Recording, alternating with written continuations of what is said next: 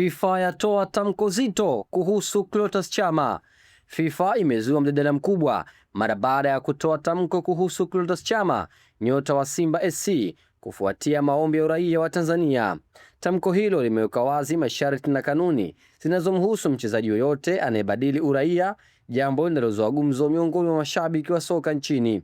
Kwa mujibu wa kanuni za FIFA, mchezaji aliyecheza timu ya taifa ya nchi moja na kisha kubadili uraia hataruhusiwa kutumikia timu nyingine ya taifa endapo tayari ameshiriki mechi za ushindani za kimataifa. Hii inamaanisha kuwa iwapo Chama atapata uraia wa Tanzania, ataendelea kuitumikia Simba kama mchezaji wa ndani, lakini hatakuwa na nafasi ya kuichezea timu ya taifa ya Tanzania, Taifa Stars.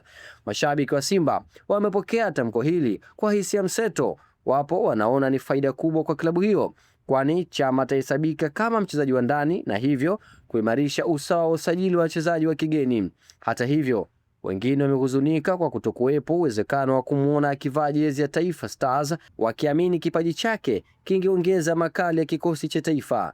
Kwa upande wa Yanga na wapinzani wengine, tamko hili limeonekana kama onyo kwamba Simba wanazidi kuimarika. Gumzo mitaani, mitandaoni limejaa maoni ya kwamba Chama ahesabika kama mzawa.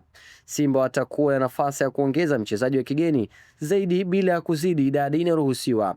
Hali hii imeongeza presha kwa wapinzani wao katika mbio za ubingwa. Kwa Chama mwenyewe, tamko la FIFA ni hatua ya kisheria inaweza kubadili muonekano na mwelekeo wa maisha yake ya soka. Kuwa raia wa Tanzania kutampa nafasi ya kuendelea kucheza bila vizuizi vya usajili, lakini pia kufungua milango wa kushiriki katika timu ya taifa ya Tanzania. Iwapo mchakato wa uraia utafanikiwa, basi historia ya Chama itabaki kama mfano wa mchezaji aliyeamua kubadili uraia kwa manufaa ya klabu yake. Mashabiki kwa sasa wanamtazamia kuona namna Simba atakavyojituma ama kutumia nafasi hii kuimarisha kikosi chao na kuendeleza ubabe katika soka la Tanzania. Je, umepokeaje taarifa hii? Unadhani kweli Chama alipaswa achukue uraia wa Tanzania? Ataitendea kazi? Tuandikie maoni yako kupitia channel yetu YouTube After Media. Lakini kikubwa usiache kusubscribe ili kwanza kupata habari zote motomoto kemkem za kimichezo ndani na nje ya nchi. Kwa haya na mengine zaidi, unaweza kutufuatilia katika mitandao yetu yote kijamii kama vile Instagram, Facebook